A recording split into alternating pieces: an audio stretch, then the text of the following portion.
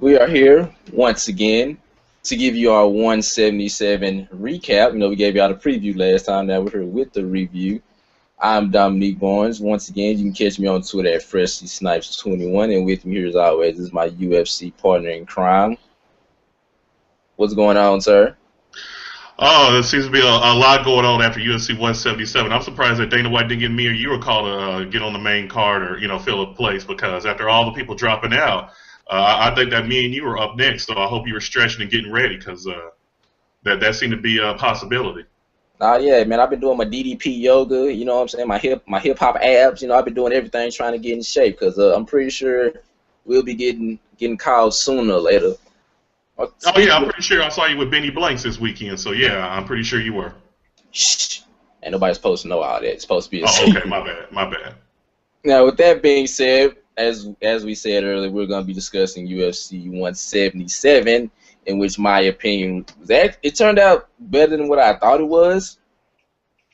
But at the same time, this wasn't pay-per-view work. This should have been on Fight Pass or a UFC Fight Night. You could have put this on Fox Sports 1 or something, and it would have been good. Yeah, or Univision, either or. Yeah. So, with that being said, let's go ahead and jump right into it. First fight we're going to discuss is Beth Carrera versus Shayna Baszler, and you picked this one correctly. So I don't know what it was, but you picked this one correctly.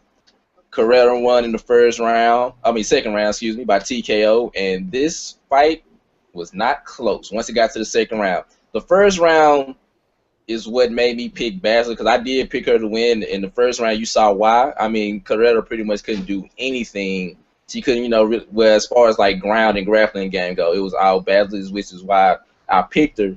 However, it's more than one round to a fight.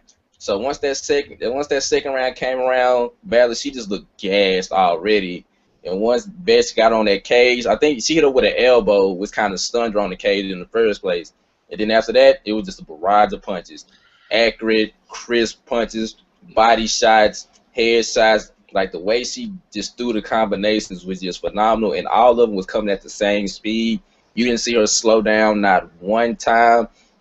I mean, hey, Big John McCarthy, he had to stop the fight, because Baszler, she could not defend herself at all. And when she did attempt to throw a punch, she just looked so slow and lazy, to the point it was just like I'm surprised she wasn't looking at John like, are you seeing this? I can't defend myself. Stop her. Yeah, I'm surprised her corner didn't throw in the towel. Yeah, and so, I mean, like I said, it kind of went the way that I thought it was going to go once the fight got out of the first round. So a lot of props goes to you, because you did pick it perfectly. I don't know if you had some insider information, but, of course, well, I'm going to go ahead and throw it to you, and then I'm going to piggyback off what you said, because I got something else I want to add to that. So go ahead and give me your thoughts on the fight. Oh, yeah, Correa, I just liked her striking. Now, the first round, I thought that you might have actually been right on this, because Baszler was controlling on the ground and keeping her, without trying to get, in a striking match. But that second round, once Correa got against the cage, it was all over. She was just throwing combination after combination, just picking her apart. It was just vicious, striking. And Correa, I think after this win is in line for a title shot. She has looked very good. She's got 3 straight wins in the UFC. She's still undefeated, and she's just picking apart her opponents. This was just a very crisp performance, and I give her a lot of kudos for going out there and taking Baszler apart, because remember, Baszler hasn't fought in over a year, and she was on the Ultimate Fighter last year, so she's had a lot of injuries trying to get back into the cage. So Correa did what she was supposed to do. Like I said, second round TKO. So there's no reason she shouldn't get a title shot. And for Dana White to just say there's a long line of people that are going to fight Ronda Rousey, stop it. I don't agree with that. I think she should be in line next, because she's going in there looking consistent, looking good, and the rumors about Gina Carano coming to the UFC and all that. Even if Gina Carano does come to the UFC, that's a crock and a sham if she gets a title shot after being out of MMA over 3 years. Then you're just almost selling wolf tickets and not really, taking your own sport serious. You're just trying to put names in there to sell pay-per-view, purchases. I'm glad you said that, because that's what I wanted to talk to you about. Okay, before I even go to that, look, people, she will not be able to fight member 3 of the Four Horsemen because she's not even in, the UFC. So yeah, y'all can stop that. I'm glad you said that about Gina Carano though, because if the UFC does sign her, in my opinion, I feel like her and Correa should fight, and then whoever wins that maybe, or if Correa just decisively beat her, then go ahead and give her the title shot. Now I understand what you're saying. The women's division, especially now, it's not really just looking all that hot. It's kind of hard to make a case for anybody else. I'm sure they're not gonna make a case for Miesha Tate, who got destroyed the last time she fought. She already Ronda fought her Rousey. twice and got destroyed both times. Let's stop people. Yeah, I mean Sarah McMahon lost back at UFC 170, and that wasn't even close. I mean, then you got Liz Camarchi. I'm pretty sure I'm gonna butcher her name, but Liz Camarchi, who lost to Alexis Davis and Miesha Tate. Yeah, Camus. Yeah, either or. But she got destroyed by Alexis Davis and Miesha Tate, so she surely shouldn't get a title shot. So for me, I just feel like you're right. Bet she should be next in line, but if they do end up signing, Gina, then maybe have them two battle it out and then go from there. Just so it don't seem like she just got instantly pushed to the forefront. You see what I'm saying? Like either one. I totally agree. Yeah, that's something that should be done. If Gina wants to fight for the title, she should be put in a fight with somebody like Beth Correa and not just automatically giving a title shot, because then that really just compares to something that the WWE would do, and you do not want that. Yeah, I mean, the whole Four Horsemen thing is already getting very wrestling-like. Yeah. So, I mean, like I said, that'll be my personal solution. Now, we all know Dana White is unpredictable, so knowing him, he probably just go ahead and just do whatever. But like I said, I think that'll be a solution to where everybody will be happy with that. For people that's saying Correa shouldn't get a title shot yet, have another fight before that, and then just go ahead and whoever wins that fight, especially if Correa wins that fight, especially if she wins it handily.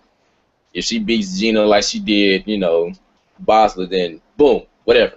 Just her and Rousey, just book it right now. So that will be my solution for it. So second fight would be Tony Ferguson versus Danny Castillo.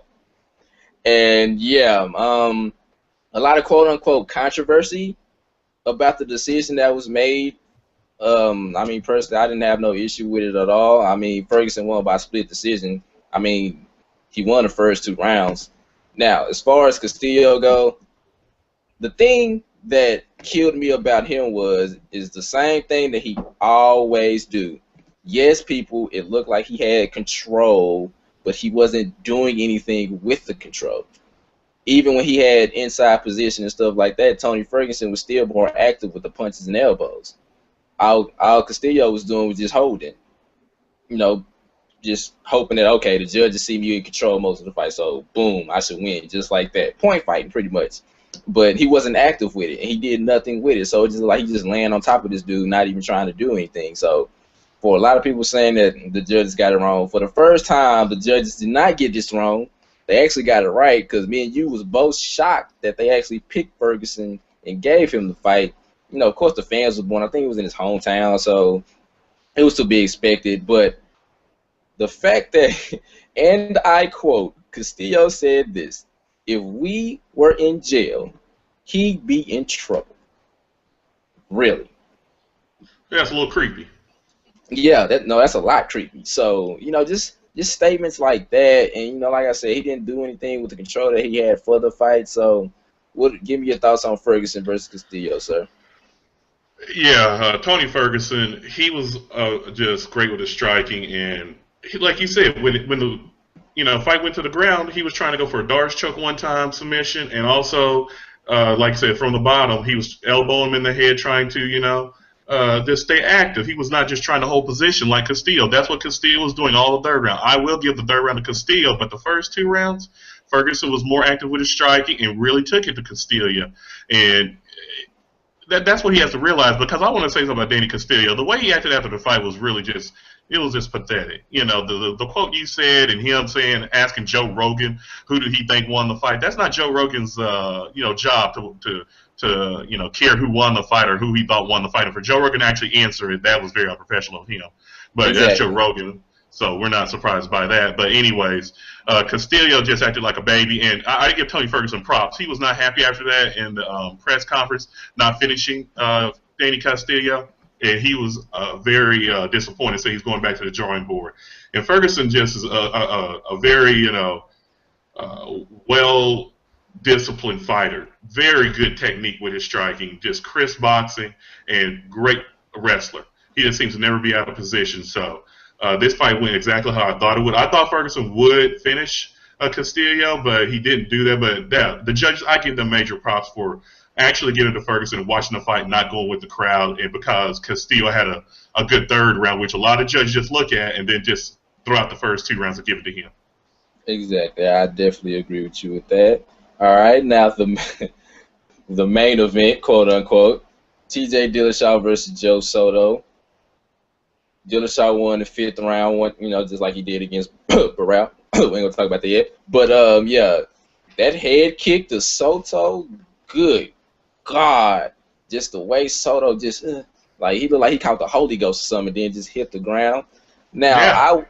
I will say, a lot of people, was okay with how Dillashaw won, but to me, he should have won earlier. Thing I didn't like about Dillashaw, he was doing too much dancing. He looked too cocky and arrogant in his first title defense. Like, yes, a lot of people don't know who Joe Soto is. He was actually supposed to fight on the pre-card, but, due to certain circumstances, he got moved up and bumped up. So, I mean, that was one thing. But Soto actually looked pretty good, but he looked like he could not handle this stage yet. Second and third round, you kind of start to see him get a little bit more in rhythm and comfortable. He had a few times where he tagged Dillashaw, but Dillashaw was just so quick and so crisp with his punching and combos. Now, a thing I would say about Dillashaw, I don't know if he just completely abandoned his wrestling this fight because he really didn't go for a lot of takedowns. I don't know if he just felt like, well, I don't know this dude. Nobody knows who this is. They just threw him in there. I'm just gonna just punch him, just boom, boom, boom, and then just dance around. I'm in my hometown. He was playing to the crowd. It seemed like a WWE show. You playing to the crowd, you dancing around, you being cocky instead of just fighting. Like I said, to be honest with you, this fight actually shouldn't have went to the 5th round. This fight could have ended a whole lot earlier if Dillashaw just would have been about his business, did what he needs to do, and gone from there. But like I said, Joe Soto, he has a future. Like he was impressive, and like I said, for your UFC debut to be in a title fight, 24 to 48 hours, notice. So for that, I do give him a lot of props for that. Now, with that being said, we had to see how he looks against the Sunsao and Faber and the people of that nature. But I think he does have a nice future in the UFC. But for me, as far as Dillashaw go, yes, the knockout, the head kick, it was great, but it shouldn't have went the 5th round and all the dancing and stuff that you was doing. Come on, dude, just be professional, knock the kid out, and then play to your home crowd, do whatever you need to do. So for me, I wasn't really just all that impressed with this fight, especially for it to be the main event, even though, certain circumstances. But at the same time, you still got to be professional with it. You still got to take the fight seriously because people forget. In the UFC, all it takes is that one punch. As Anderson Silva, all that dancing around and stuff, you get clocked that one good time, fight is over. And that could have very well happened to Dillashaw. I was actually waiting on it to happen, to be honest with you, because he was just doing so much. I was like, all right, he's going to get hit that one good time, and then it's going to be over. So, for me, like I said, that's how I feel about this fight. I was like, okay. But, all right, go ahead, sir. Oh, yeah. Dillashaw, the head kick was incredible. The finish was incredible, but overall, he should have gone in there and just made a statement, especially with Joe Soto only having 24 hours to prepare for this fight. He was just a lot of just dancing and bouncing around in the first couple of rounds, waving his arms in the air at the crowd like he was at home and all that, and just, kind of shadow boxing with him, trading shots. And Joe Soto got a few on him, stunned him actually one time like in the 3rd round. And, Joe Soto is a former Bellator champion, so he does have some credentials in that, category. But overall, Dillashaw should have just gone in the 1st round, made a statement, put him away, instead of waiting to the 5th round to finish him. But overall, this whole, fight was just pretty much a nightmare situation for the UFC. Don't really know who Joe Soto is, and, it was just no buzz behind this fight because how could it be with only a 24-hour notice? Exactly. And with the whole situation, with Barao and everything, Dillashaw should have took advantage of this situation a lot more and had a spectacular finish. So that would have really made him look like, yes, I only need, whoever they bring up against me, I don't care if it's 24 hours, I can finish anybody at any time, whoever it is they put in front of me.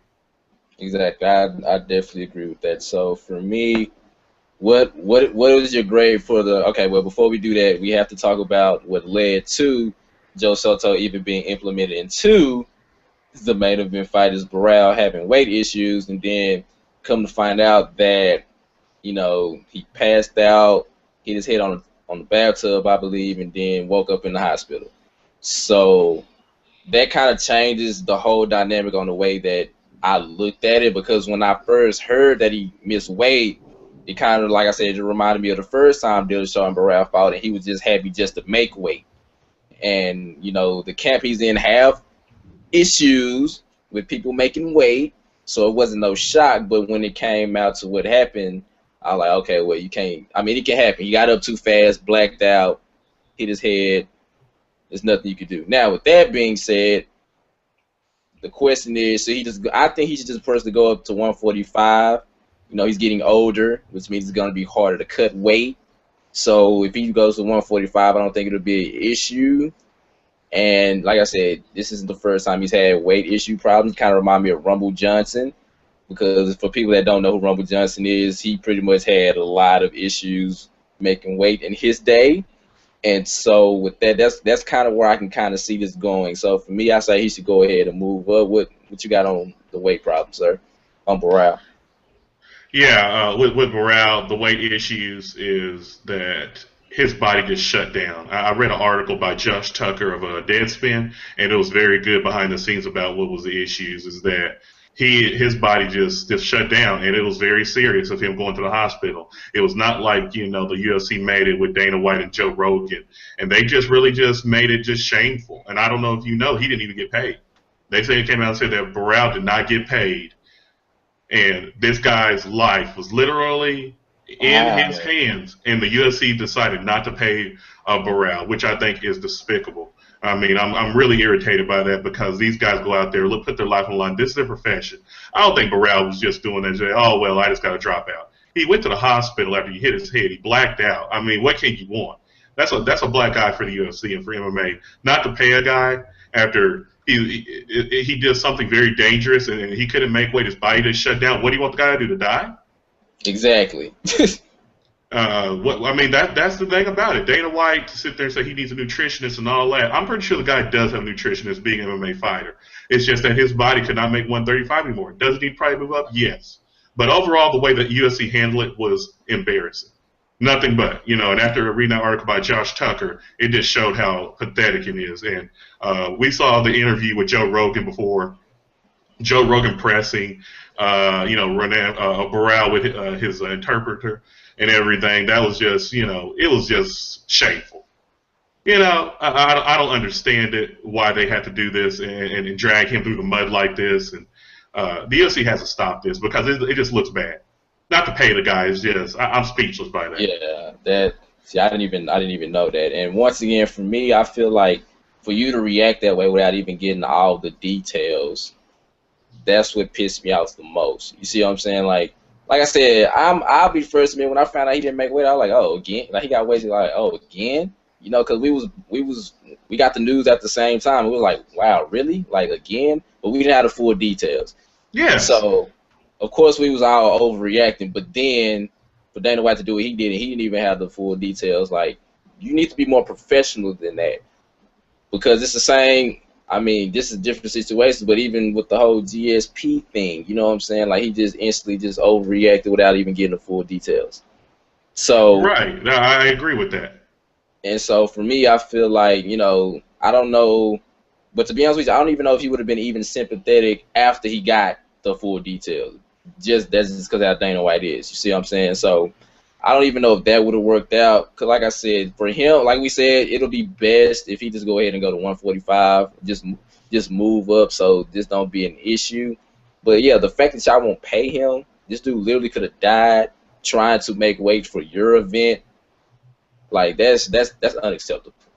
Like that's real unacceptable. Yeah, and it's not just Dana White, it's Lorenzo Fertitta too. Let's not forget him. You know, it's a collective decision. It just can't be Dana White's decision. For Zuffa overall not to pay him, I don't know how you can agree with that or not be outraged. These guys put in gruesome, vicious training camps for these fights. And 24 hours before his body shuts down, he blacks out trying to make weight, and you say, well, we're not paying the guy. That's Bush League. And I also want to criticize TJ Dillashaw saying that he doesn't want to be a diva champion. This has nothing to do with being a diva. I don't know why Dillashaw does it. Tell me he's a company man. Okay, Dillashaw, see how that works out as you keep getting up there. Because remember, Barao is the greatest thing since sliced pie 3 months ago before you beat him. And now here's Dana White throwing him under the bus. So for TJ Dillashaw to say he's a company man and all that, see how that works out as you keep getting up there in age. Because if you're a company man, then that means you're supposed to put your life on the line and, you know, not watch out for your own body. Yeah, last time I checked, Barao was a company man for the longest, and then once stuff started going wrong, and just throw him out. We don't care about you no more. Yeah, that's the way it is now. They just don't care. You know, they just seem to be like whatever now. They don't want nothing to do with him. They've not say, I hope he's okay. I hope his medical conditions get improved or whatever the case is. It's just Bush League. It really is. Everything that the UFC is doing with this situation is ridiculous. And it's embarrassing. And I wish the media would cover it more because this kind of stuff has to stop. It has to. I agree. And like I said, for Dillashaw to say he don't want to be a diva champion, but in his post-fight interview, he said, yeah, I had to pretty much save this fight card. Sounds pretty diva-like to me, but, you know, who am I to say? Yeah, I'm pretty sure Dillashaw just learned that word before the press conference. Yeah, I'm pretty sure once he won the belt, he got a whole new vocabulary. But, yeah, for him to say – because, like I said, honestly, the card, the earlier fights actually was better than what I thought. For as a whole, I give it a C. You know, it was okay, but like I said, watching the way the main event fight turned out, not even because Barao wasn't in it, but just the way Dillashaw acted the whole fight, you know, he just looked unprofessional to me. And so that turned me off like real quick. And like I said, everybody's different. Of course, everybody probably like, well, you got to put on a show, you know, the fight card this week and all that. But at the same time, you the champ, you a professional. I know you're in your hometown, but this isn't wrestling. Play to the crowd after the fact, or play to the crowd after you pretty much know you got the fight won. Wait, go ahead and wait till the 5th round to do so, and then everything will be good. But like round after round after round, you know, after the first round, celebrating, throwing his hands up like he Rocky. Like I didn't like that at all. You know, so for me, I give it a C. What grade you give UFC 177? As far as the fights, I'll give it a B. The fights were pretty, you know, entertaining on the main card. But overall, as far as a pay-per-view card, I give it an F. That's ridiculous. Like you said, it should have been on Fox Sports 1 or, you know, just made free. This is not a pay-per-view card. I don't want to hear from, you know, Dana White about this and the media that. No, you're supposed to put on a very high-quality card. Asking people to pay $55 for pay-per-view, and you know, this is something that has to be spectacular. It's not just supposed to be guys who are up and coming. It's supposed to be champions or guys that are in title contention. And none of these guys outside of TJ Dillashaw were ranked very high. They weren't, you know. They were not. So, you know, this was very embarrassing weekend as far as I'm concerned for the UFC. I'm not inside with all these media people for MMA who just sit there and pander to Dana White and just, you know, whatever he says and all that. So, yeah, a very shameful weekend as far as I'm concerned for the UFC. I really don't care what anybody else has to say about it, because if you just saw how everything's going, and it could have been a lot worse if Barao was like in life-threatening situations. So, yeah, an F as far as the pay-per-view card lineup and everything. I couldn't agree with you more, sir. All right.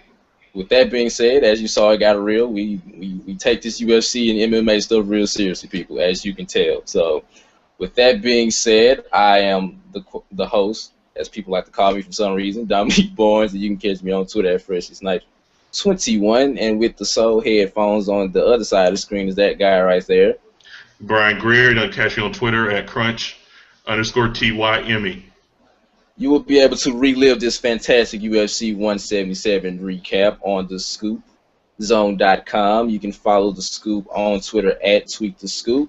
You can subscribe to the YouTube channel and Google Plus at The Scoop. So we will see y'all once again. Maybe sometime soon. You never know. We'll catch y'all later.